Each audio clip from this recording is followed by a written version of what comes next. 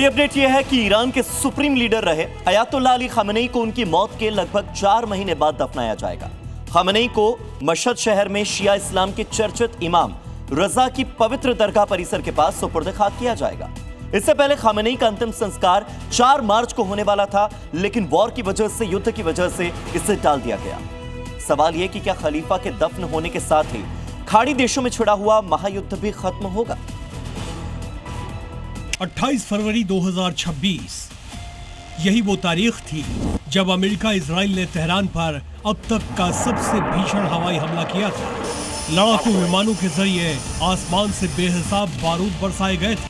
यह हमला न सिर्फ ईरान की सरजमी को दहलाने के लिए, बल्कि ईरान को सबसे बड़ा जख्म देने के लिए किया गया था, क्योंकि इस अटैक में ईरान के supreme leader Ayatollah Ali Khamenei मारे गए थे।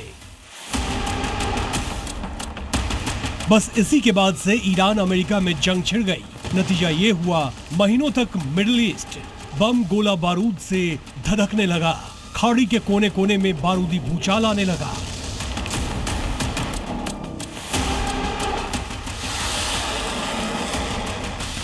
लेकिन अब ईरान के सुप्रीम लीडर रहे अयातुल्लाह अली खामेनी से जुड़ी बड़ी खबर सामने आई है। वो ये कि खामेनी की मौत के लगभग 4 महीने बाद उन्हें दफनाया जाएगा, सुपुर्द खाक किया जाएगा। IRGC के मुताबिक 21 जून के आसपास खामेनी को अंतिम विदाई दी जाएगी। अली खामेनी को ईरान के मशहद शहर में दफनाया जाएगा, वो भी शिया इस्लाम के चर्चित इमाम रजा की दरगाह परिसर के पास। खामेनी के जनाजे में 2 करोड़ से ज्यादा लोग शामिल हो सकते हैं। खामेनी के अंतिम दर्शन के लिए 3 दिन निर्धारित किए गए हैं। ईरान की सरकार ने खामेनी के लिए 3 दिनों के राजकीय शोक और सार्वजनिक अंतिम संस्कार का ऐलान कर दिया है। इस दौरान देश के कई बड़े शहरों में उनका शोक जुलूस निकाला जाएगा। ऐसे में अब आशंका जताई जा रही है कि खलीफा के दफन होने के साथ ही मिडिल ईस्ट में जो जंगी कोहराम छिड़ा है, उस पर लगाम लग सकती है।